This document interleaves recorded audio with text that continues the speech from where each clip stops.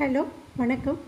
அருமையான டேஸ்ட்டோட மாங்காய் அடை எப்படி செய்கிறதுன்னு பார்க்கலாம் வாங்க. அதுக்கு 200 கிராம் இட்லி அரிசி எடுத்துக்கோங்க. கொதிக்கிற தண்ணியை அதில் சேர்த்து ஒரு 2 மணி நேரம் ஊற வச்சுருவோங்க. அது நல்லா ஊறட்டும்.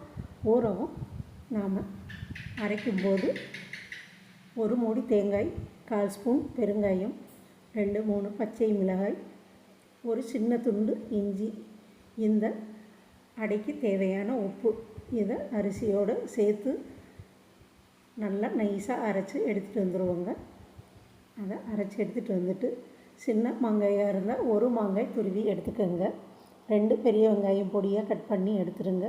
2 பச்சை மிளகாய், ஒரு கொத்து கருவேப்பிலை, ஒரு கொத்து கொத்தமல்லி எல்லாம் பொடியாக நறுக்கி அந்த மாவில் சேர்த்து கலந்துருவோங்க. இதுக்கு தேங்காய் சட்னி வச்சு சாப்பிட்டா ரொம்ப சூப்பரான டேஸ்ட்டாக இருக்குங்க. அடுப்பில் தோசைக்கல் வச்சுருங்க. அதில் இது மாவை 2 கரண்டி எடுத்து நல்லா பரத்தி விட்டு சுற்றி எண்ணெயோ நெய்யோ சேர்த்து 2 பக்கமும் நல்ல முருகலாக எடுத்து தேங்காய் சட்னியோடு பரிமாறி சாப்பிட்டு பாருங்கள். சூப்பராக இருக்கும், ரொம்ப டேஸ்ட்டாக இருக்குங்க. நீங்கள் மாங்காய் கிடைக்கிற சீசனில் பூரா மாங்காய் அடை தான் அப்புறம் செய்வீங்க. எங்கள் வீட்டில் அடிக்கடி நாங்கள் மாங்காய் அடை செய்வோங்க. நல்லா 2 பக்கமும் செவக்கவும் எடுத்துகிட்டு எப்படி இருக்குதுன்னு நம்ம பார்க்கலாமா?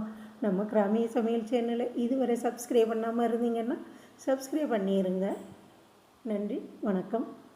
பாருங்கள், நல்லா செவந்ததும் எடுத்து தேங்காய் சட்னியோடு பரிமாறி சாப்பிட்டு பாருங்கள். சூப்பரான டேஸ்ட்டோடு இருக்குங்க.